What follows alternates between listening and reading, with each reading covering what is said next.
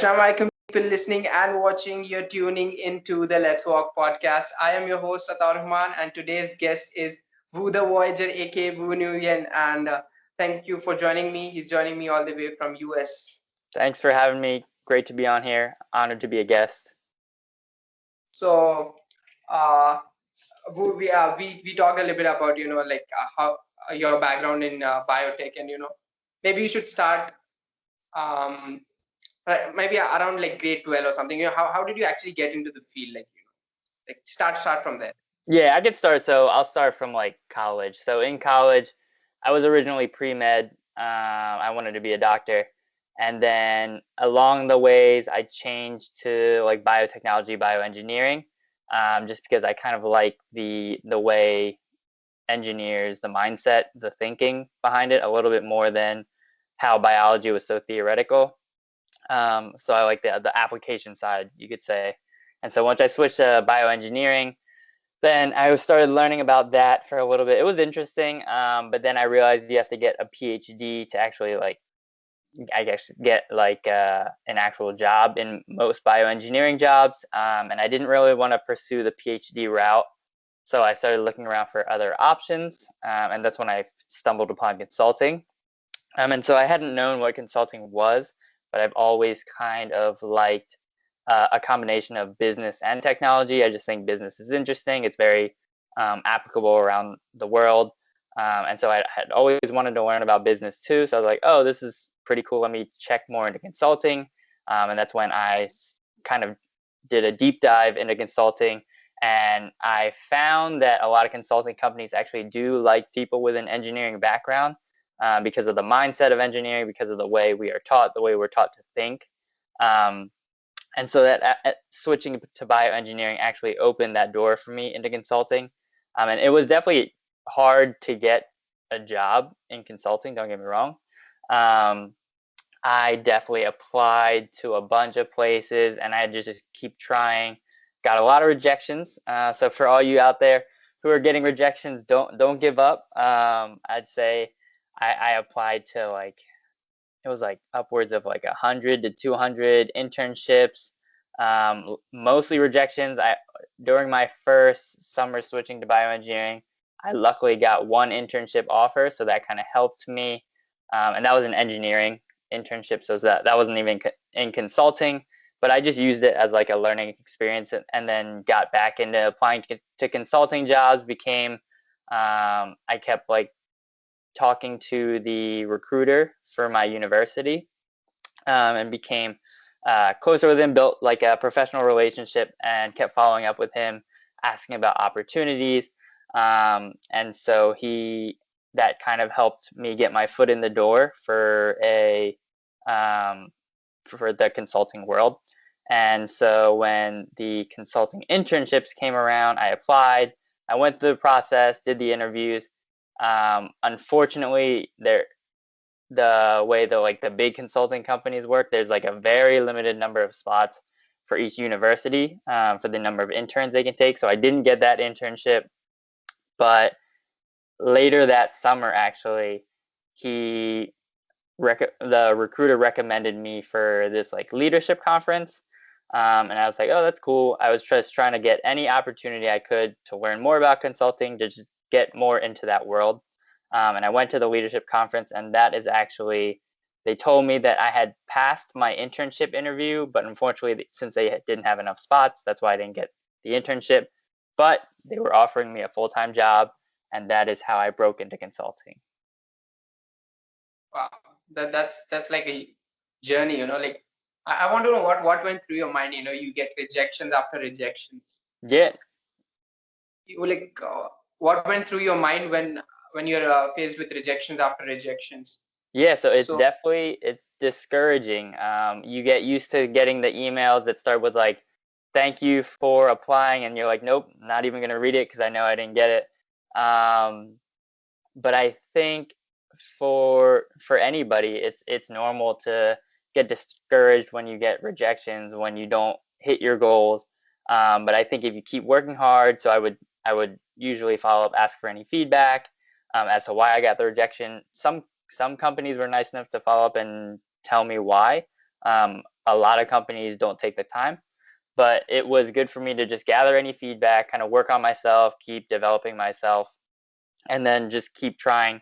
But also, I would say you have to be realistic. So like when I set my goal of getting a job in consulting, I knew it was attainable. I just knew it would be a lot of work.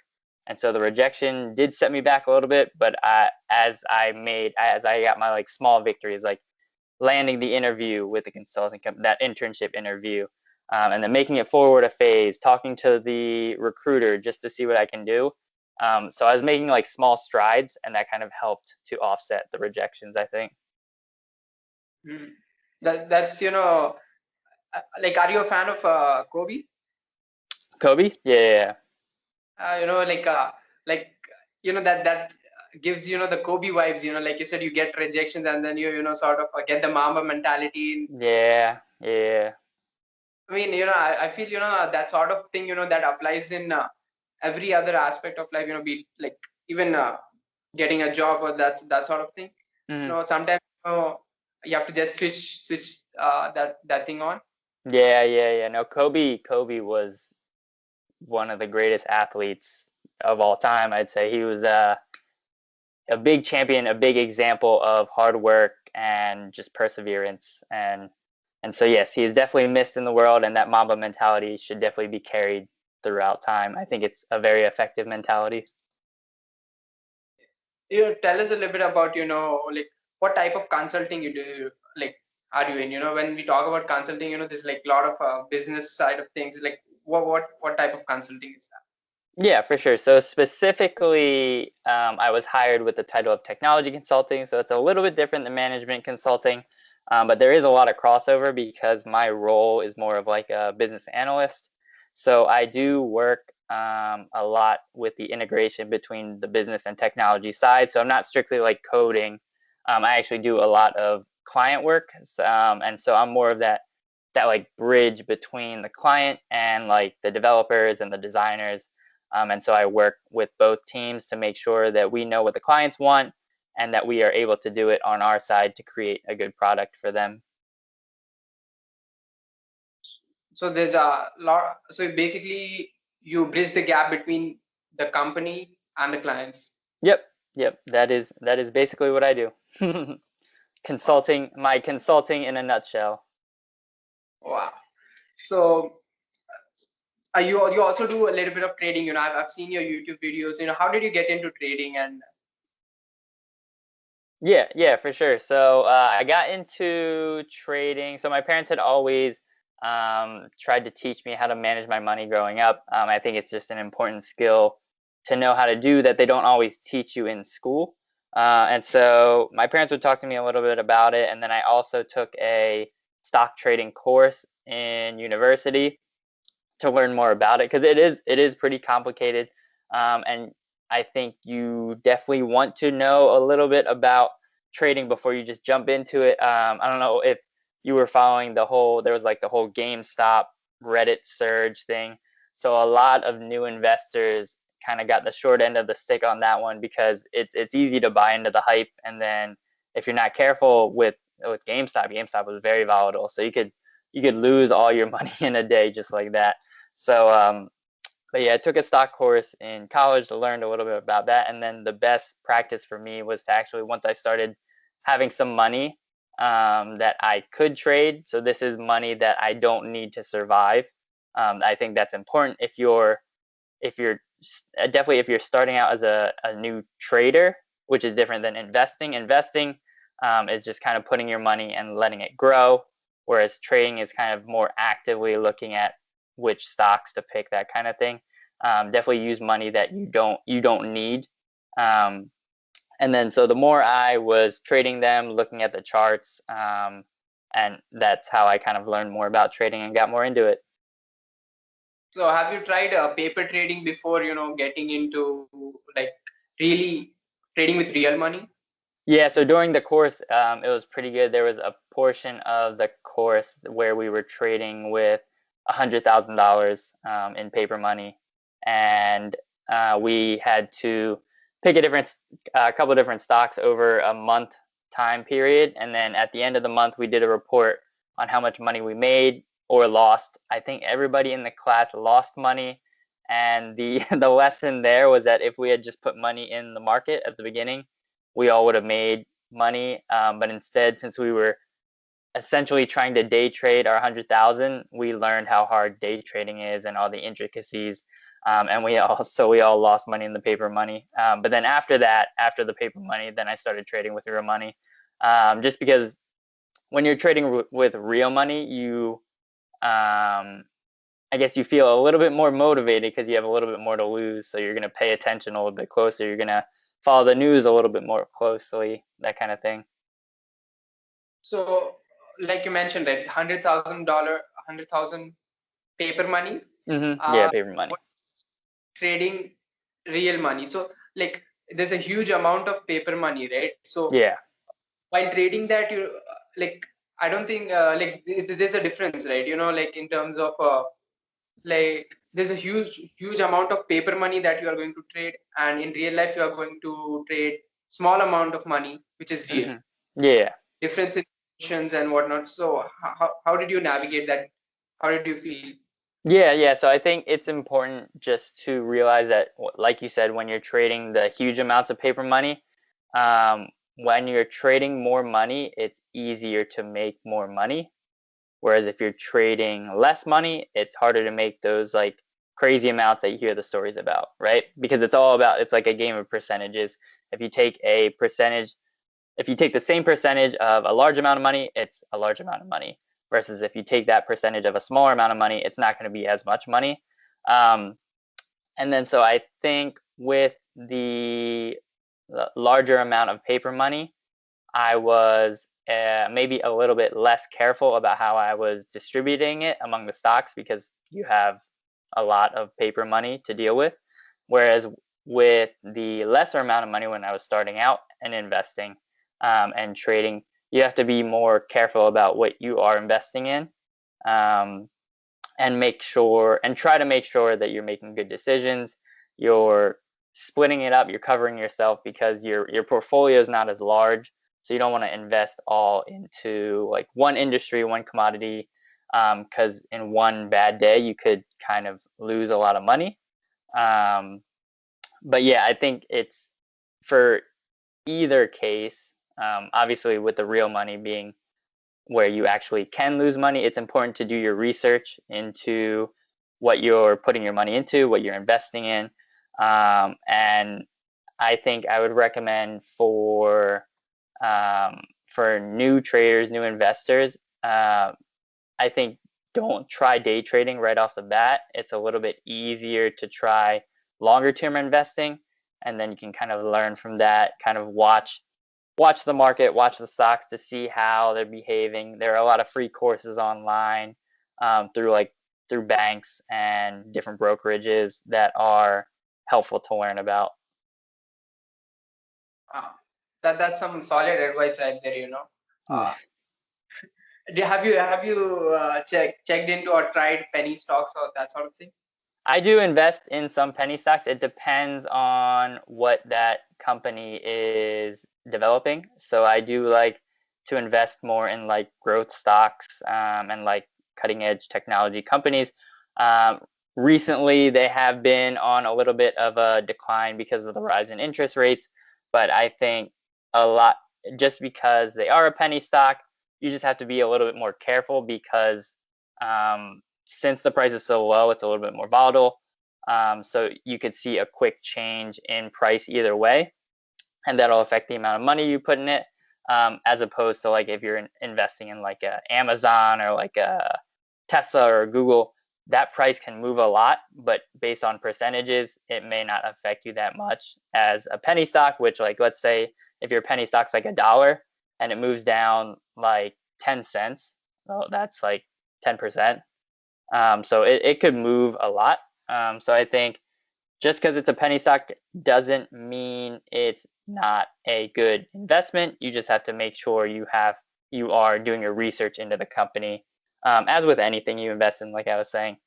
Um, but yeah, penny stocks, be careful, but you can make a lot of money from it. So Wow. So tell me a little bit about your trading strategy, or how do you do it? Do you do the Steven Duck's pattern kind of thing, or how do you do that? Yeah, no, for sure. So my trading strategy has still been evolving. I'm still learning. There's still so much to learn.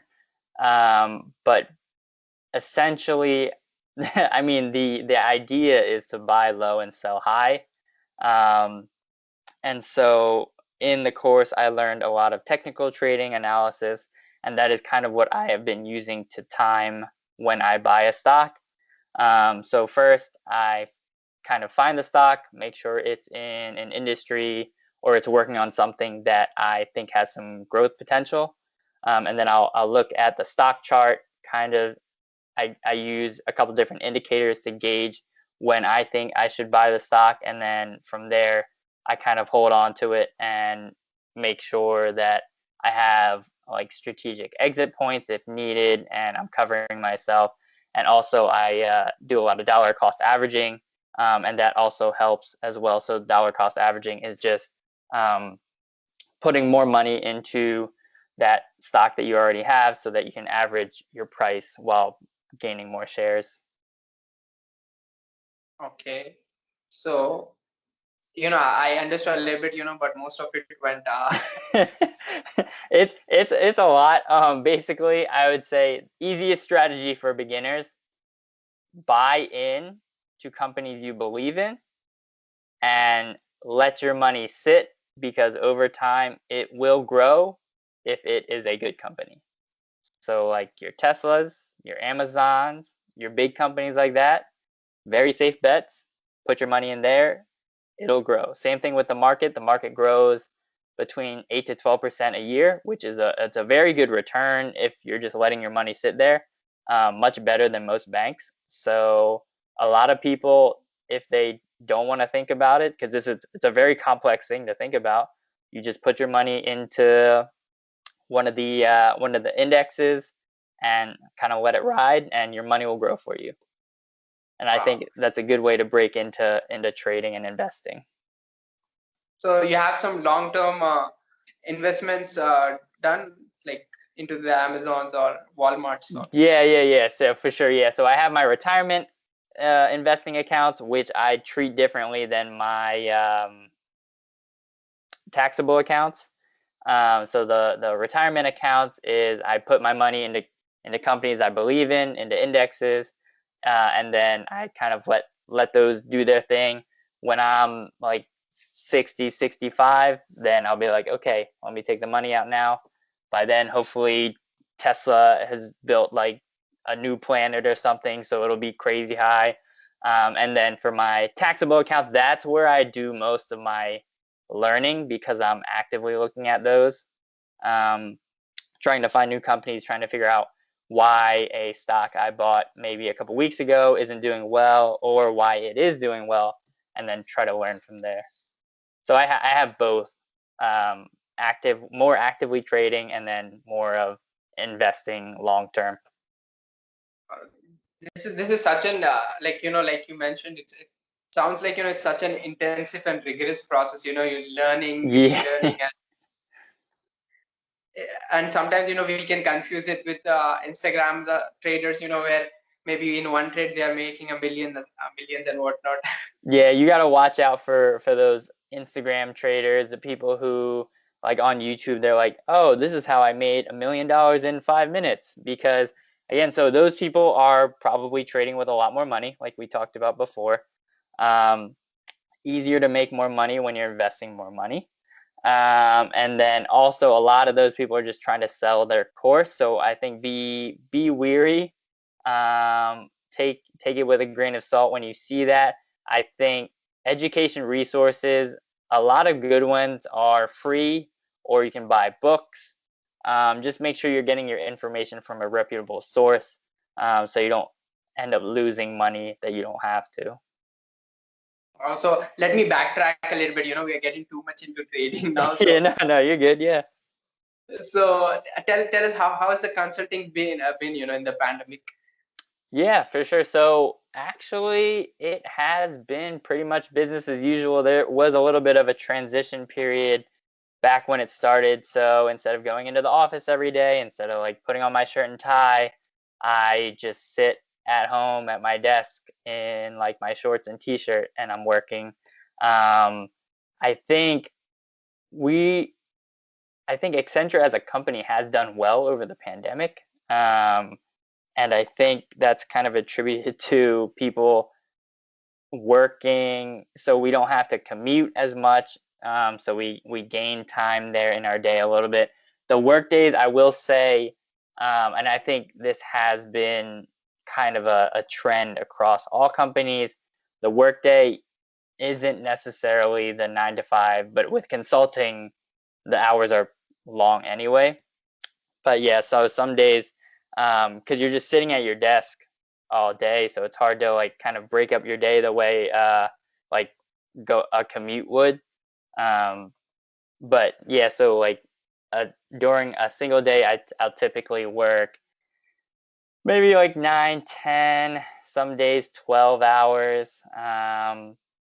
But I think for the majority, everything that all the work that we do, we just had to transition on a Microsoft Teams, and then I think the transitions has gone pretty smoothly. It is a little bit weird that we're not working in person, meeting clients, meeting our new team members, but I think overall the transition has been pretty smooth to working from home.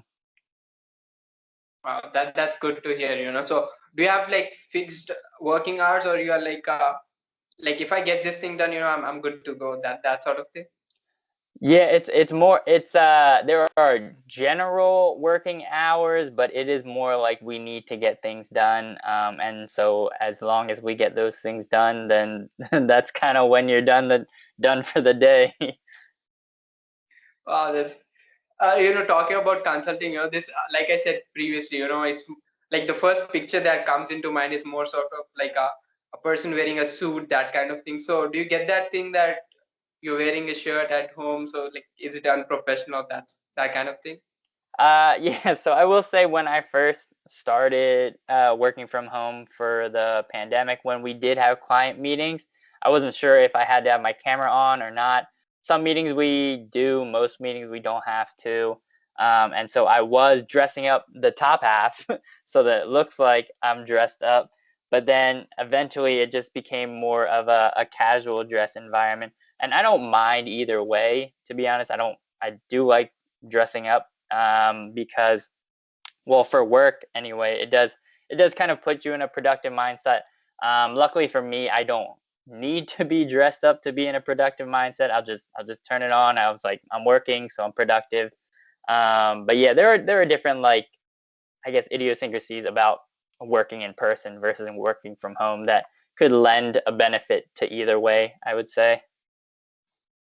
So you're missing a little bit, the in-person kind of thing. Yeah, it is strange not interacting with people in person. I think the Zooms and like Microsoft Teams, Skype, it does help because like you can see people, but it was an adjustment period for a little bit. And I mean, they should actually, I heard there's this thing happening in the US that if people get the vaccine, they can actually interact. They have like, you have heard of that thing? Yeah, yeah. So I think for people who are getting vaccinated, they are loosening the restrictions because they have the vaccination. I think it takes like 2 weeks after your second dose of the vaccination to actually reap the benefits of the vaccination. But I think for people who are vaccinated, you can gather more easily than before when we didn't have the vaccine. Okay, so I want to touch a little bit about yeah. So touch a little bit about who the Voyager, like how did the name come into existence? We'll be decoding that. Yeah, yeah, yeah. So the name, that was my first part of my YouTube channel that I had to figure out before I made a channel because once you make your name, you kind of want to stick with it. I mean, people do rebrand here and there. So I kind of wanted something catchy enough, something that kind of explains the channel. So the original purpose of the channel, I was going to be doing a lot of travel videos. And so it kind of works out that my name starts with a V, Voyager starts with a V, it kind of sounds good. Nobody had taken the name. That was important. And so I literally would just walk around and think about like what would I name my YouTube channel, and that Vu the Voyager popped up, and I'm like, I could work with that, and so that's what I went with. Wow. So, like, do you ever get questions about like, did you ever have people ask you, like, from your consulting side, I saw you on YouTube or that kind of thing? No, I am definitely not that famous. I think I've never been recognized in person, I want to say. When I do, that'll be quite the moment. But yeah, no, I think my YouTube channel is still pretty small comparatively. So no recognition, no celebrity status yet. No, no, we'll make it soon so that people can recognize you. Not Yeah, in the outside. That would be nice. exactly. Yeah, that would be cool. So I'm just curious, like what made you ready that you're like, yeah, I'm on for this podcast. For this podcast? Yeah. I mean, in general, I just like so I had never before my YouTube channel, I never did like interviews for fun, podcasts for fun, that kind of thing. Um, and so once I started my YouTube channel, some of my YouTube friends asked me to do some, and so I started them and I actually really like them. I like the fact that through these interviews and podcasts, you get to meet someone that you probably wouldn't have met any other way, and you get to learn about them, and I think that's just a cool experience. Wow, that's nice to hear. Like uh, you meet people from different countries, different backgrounds, different stories. Yeah, yeah, yeah, And yeah, yeah. gen- My first YouTube interview was with a YouTube friend I made like in Australia. So that was pretty crazy to me. Like I was like Australia, and then you reached out to me. I was like, oh, this is like a really cool idea. I like the idea of your podcast. I really like the opportunity. So I was like, yeah, let's set it up. is that on YouTube?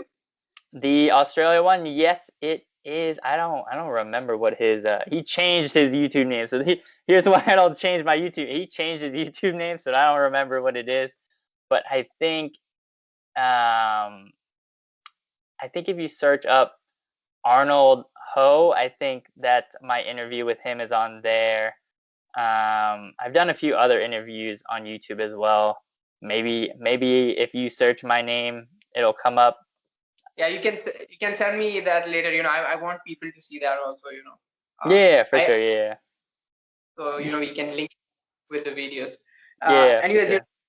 I'm conscious of your time. So there's this part of the podcast called Perspective. So this is where I question about life to bring life in perspective. Hmm. So these are the perspective questions. So are you ready? Yeah, let's go. Let's do it. So if you were to change anything, if you were to start everything again, would you Hmm. change anything? So if I were to start life again from the beginning, would have tried harder at soccer. Maybe I could have went further, maybe pro. Um, would have started making videos earlier. But besides that, maybe would have majored in comp sci. But besides that, I have pretty much lived my life without regrets. So yeah, Wow. That's great to hear. Like you're a huge soccer fan, right? So what is the yeah. like is the one soccer player you'd love to meet? Whew, soccer player I'd love to meet. In today's game, I think Heung-min Son seems like a very nice player. He plays for the Tottenham Hotspurs. Very skilled player. I think he's the best Asian player right now. I don't know of all time. There are some pretty good ones as well. But I think meeting him would be pretty cool. Honestly, meeting any of the soccer players at that level, any of the legends would be amazing. Meeting Ronaldo, meeting Messi, any of those guys, I think would just be a great experience. Okay, so the next question is if you could meet three people, dead or alive, who would they be and why? Three people, dead or alive.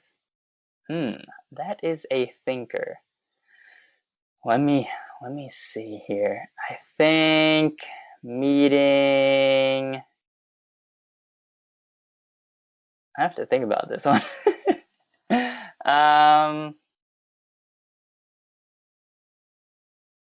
so I think meeting somebody like Steve Jobs, or Bill Gates, anybody who built like one of those really big companies would be very cool just to pick their brain, see how they did it, see kind of their mindset going into it. That would be really cool. Um, I think meeting somebody from the music industry. Let me think. Who would I want to meet from the music industry? I just think the music industry is very interesting. It's very complex. I like Travis Scott. Actually, seems like he's a very talented artist, and I think meeting him would be pretty cool. I've watched some behind the scenes videos of him making his music, and it seems pretty cool. Um, who else? And then yeah, I guess the last person I would have to go with one of the soccer players I mentioned, because that would be pretty cool to meet them. Okay, so Steve Jobs, Travis Scott, and the football player. Yeah, I think so. Yeah, that would be quite a squad to hang out with. Okay, so where is the best place people can find you? All right, so if you want to find me, you can find me on YouTube. Just search Vu the Voyager. I should be the only channel that comes up. Or on Instagram at Vu the Voyager. You can also find me, follow me, link up, that kind of thing. Okay, so I guess I missed a question over here. So I want to know what is that one thing that drives you. Like you said you had a lot of rejections during that time. The getting this job and everything. So like, what is that thing that you know drives you? Drives me. Yeah. I think the thing that drives me is the goal that I want to be able to provide for myself and provide for my family, not just a family that I have in the future, but for my parents, my extended family, the people who have helped me from growing up. I want to be able to give back to them. And so just trying anything I can to be successful enough to give back to my family, give back to the community in any way I can. That is what kind of drives me. Wow. The common thing which I see, where people, push themselves out of their comfort zone is, when they have something which is bigger than themselves, their family, Mm-hmm. their close ones, Mm-hmm. and that's really, inspiring, and that's something I think, I'm trying to embrace, and I'm Yeah, trying to yeah. learn. Yeah. No, it's a family is a very powerful force. Having people you care about is a very powerful force, I think, and especially in those tough times of rejection. Having people who can help pull you out of that hole, I think, is very important. So, people listening and watching, this brings us to the end of the episode. I hope you guys learned something, and make sure to check the links down in the description. Check Vu and also the podcast, which he'll be sending me later, and Yeah. I'll add down in the description. So, until then, you guys know what to do. Stay blessed, keep taking action, and we'll see you in the next one. See you guys. Thanks for having me.